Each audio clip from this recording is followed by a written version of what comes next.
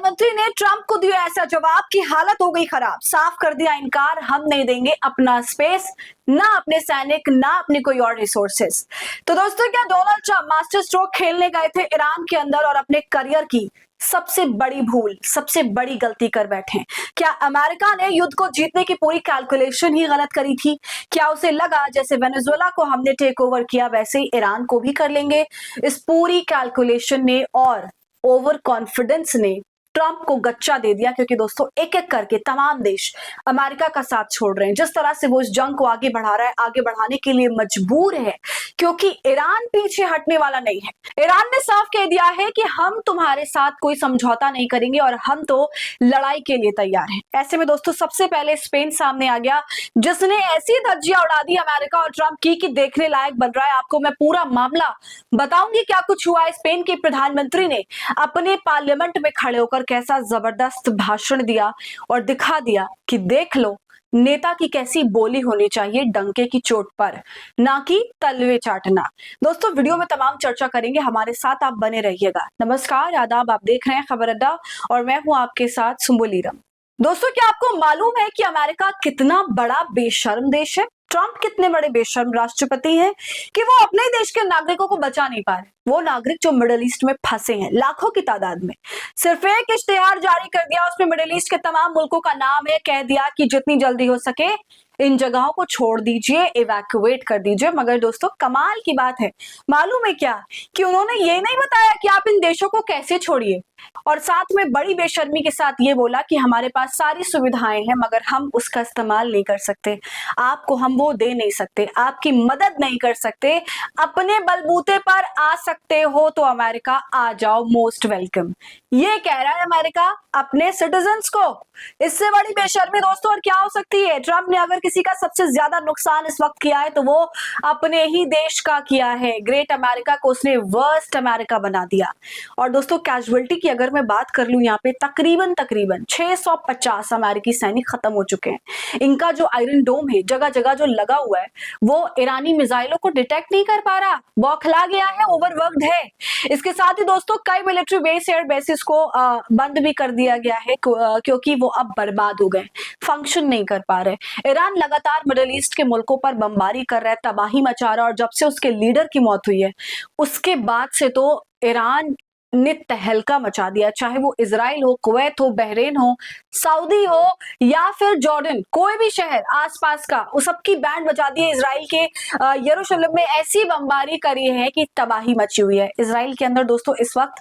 और ऐसे में अमेरिका के पसीने भी छूट गए हैं बिल्कुल। और मैं आपको बता दूं कि इस जंग में अमेरिका जीत नहीं सकता, वो अब बातचीत की बात कर रहा है। जानते हैं आप ये बात? सबसे बड़ा झटका तो अभी उसे उसके साथी देश से मिला है जो साफ हाथ खड़े कर चुके हैं, कह रहे हैं हम तुम्हारी मदद नहीं करेंगे, जो तुम कर रहे हो वो जेनोसाइड है। साफ तौर से नेतागण ये कह रहे हैं दोस्तों कि ट्रंप और अमेरिका, इजराइल मिलकर जो भी कर रहा है वो क्लियरली जेनोसाइड है।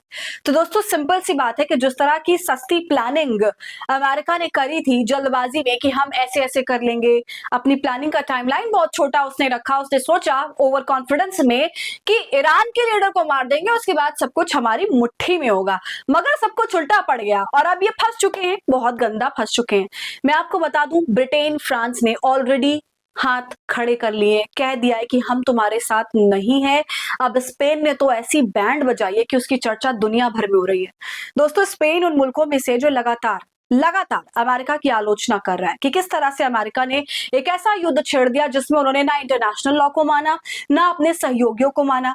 दोस्तों स्पेन के प्रधानमंत्री जो बात बोल रहे हैं वो उन तमाम नेताओं को बिल्कुल सुननी चाहिए जो अपने आप को बहुत बड़ा नेता कहने का या मानने का दावा करते हैं, क्योंकि स्पेन ये बता रहा है कि कैसे आप सही को सही और गलत को गलत बोल सकते हैं बिना कोई एक पक्ष चुने, बिना किसी के साथ दिखे। क्या जबरदस्त तरीके से स्पेन के प्रधानमंत्री अमेरिका को रगड़ रहे हैं। सुनिए दोस्तों, स्पेन के पीएम कह रहे हैं स्पेन की पोजीशन ईरान को लेकर बिल्कुल क्लियर है, यही पोजीशन हमारी यूक्रेन और गजा को लेकर भी है।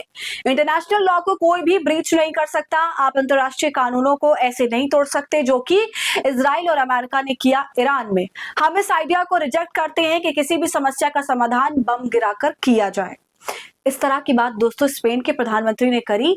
और दोस्तों ईरान में जो कट्टर रिजीम चल रहा था, महिलाओं के खिलाफ जो कुछ भी वहां की सरकार ने किया, प्रोटेस्टर्स की मौत हुई, इसके ऊपर भी उन्होंने निंदा करी और उन्होंने कहा कि ये भी सही नहीं था। मगर एट द एंड हमें ये देखना चाहिए कि जंग किसी भी चीज का सॉल्यूशन बिल्कुल भी नहीं है और इसे रोका जाना जरूरी है। इस मामले पर दोस्तों भारत से भी काफी प्रतिक्रिया आ रही है, खास करके विपक्ष के नेता जमकर इस बात की तरफदारी कर रहे हैं अपने नेता की। जी हाँ, प्रधानमंत्री मोदी की थू थू हो रही है कि देखिए इनसे और कुछ सीखिए। सबसे पहले संजय सिंह क्या लिख रहे हैं वो देखिए। मोदी जी अब तो शर्म करो, 5 करोड़ की आबादी वाला नाटो का सदस्य देश स्पेन, जिसके पीएम ने कहा गाजा में जो हो रहा है वो नरसंहार है, ईरान पर हमले के लिए अपनी जमीन का इस्तेमाल नहीं करने देंगे।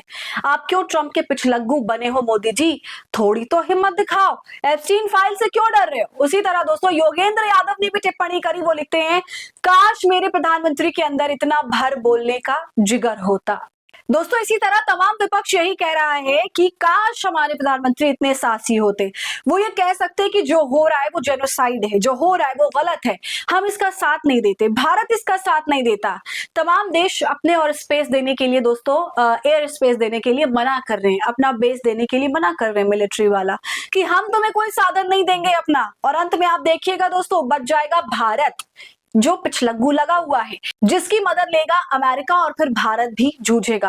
आपको क्या लगता है दोस्तों कब तक चलेगा ये सब। और जो स्पेन के प्रधानमंत्री ने बोला है, कड़क जवाब दिया है, उस पर आपकी क्या राय है कमेंट कर जरूर बताइए। वीडियो को लाइक और शेयर करें, खबर अड्डा को यूट्यूब पर सब्सक्राइब कर लें।